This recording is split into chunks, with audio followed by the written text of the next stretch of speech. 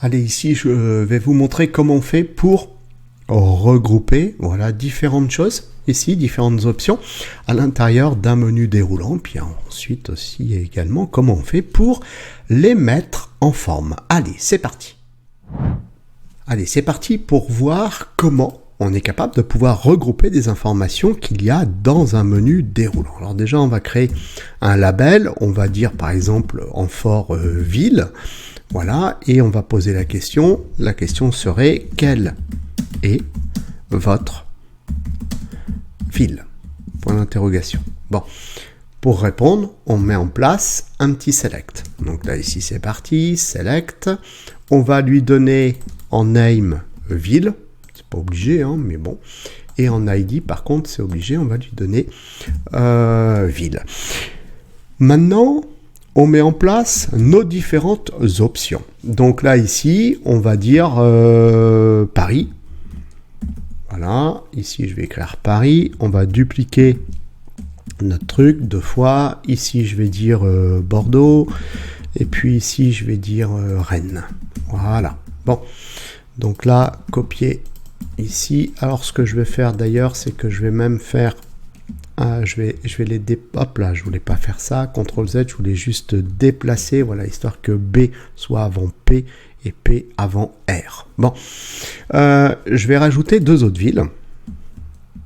Mais par contre, ce ne sont pas des villes françaises, ce seront des villes portugaises. Donc là, ici, je vais écrire Lisbonne.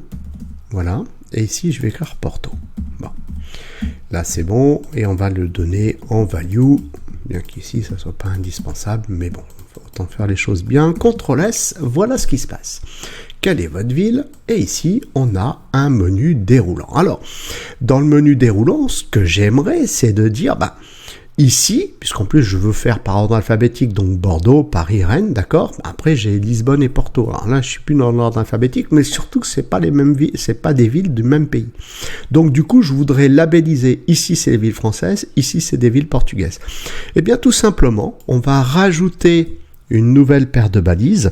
Et cette paire de balises c'est option groupe, OPT groupe. Elle est là, voilà.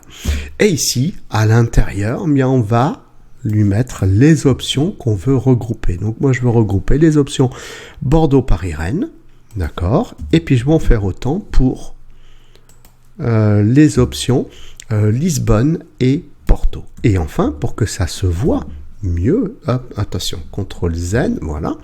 Alors qu'est-ce qui se passe d'ailleurs si je fais ça? CTRL S, ici j'ai vu qu'il avait, regardez, ici, j'ai des trous, d'accord? Maintenant, je vais remplir mes trous. Comment? Bien, on va rajouter un attribut à notre élément option groupe, et cet attribut, c'est label. Et on va lui donner une valeur. Ici, je vais dire France. Et ici, je vais dire, donc pareil, label, je vais dire quoi? Je vais dire Portugal. Et là, automatiquement, dans notre menu déroulant, CTRL S, quand on arrive, pouf, voilà. Alors, vous voyez que là, par défaut, on peut pas. De toute façon, c'est impossible. On peut pas les sélectionner. Ce sont simplement ce qui nous permet de pouvoir regrouper nos options. On voit d'ailleurs, en plus, il y a une tabulation qui se fait. Bon, on peut aller un tout petit peu plus loin ensuite, c'est mettre un petit coup de CSS si on en a envie. Pourquoi pas? Donc, allons-y. Faisons-nous plaisir pour voir un petit peu comment on est capable de manipuler ça. Bien. D'ailleurs, on voit quoi? On voit que j'ai un font size de 1.2 rem et un courrier.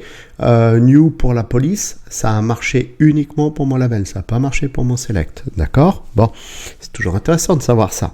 Donc du coup, si je veux appliquer quelque chose à mon select, une police, où je le récupère, voilà, je récupère mon select et là, je vais dire un font family. Alors je vais choisir Arial par exemple.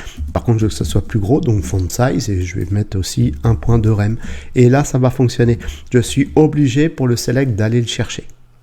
Ce que j'aimerais d'ailleurs, c'est que ça revienne à la ligne. Je vais aller chercher mon label, donc qui est la question, quelle est votre ville, label, et on va le mettre en, lui par défaut il est en inline, donc on va modifier son display, on va le passer en bloc. Donc du coup ça veut dire qu'il supporte pas d'avoir quelqu'un à côté de lui, et on va mettre une petite marge en dessous, voilà, histoire de se séparer un petit peu du menu déroulant. Et ensuite, si je veux continuer sur mon menu déroulant, bien ici, je vais dire, tiens, j'aimerais que la première lettre de chaque ville mais aussi de pays, soit en majuscule. D'ailleurs, je vous invite plutôt à passer par le CSS pour mettre la première lettre en majuscule que plutôt par le HTML, c'est-à-dire que de l'écrire en dur. En dur, vaut mieux écrire des minuscules, surtout quand ça vient d'une base de données. En général, on a des informations qui sont stockées en minuscules si les choses sont bien faites.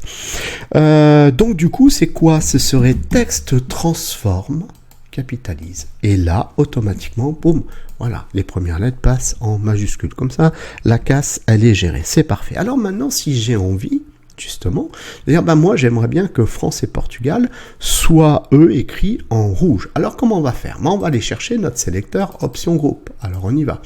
On va aller chercher notre sélecteur option groupe. Hop, il me le donne, oui, il me le donne, ok, et on va lui appliquer une couleur, color, et là, je vais lui dire, alors la couleur que je vais lui donner, ce serait du C0392B, voilà, point virgule, CTRL S, qu'est-ce qui se passe quand je regarde dedans? Ok, ça a bien changé de couleur, mais les options, ils ont aussi changé de couleur. Ça, c'est difficile à gérer. Non, bien sûr que non.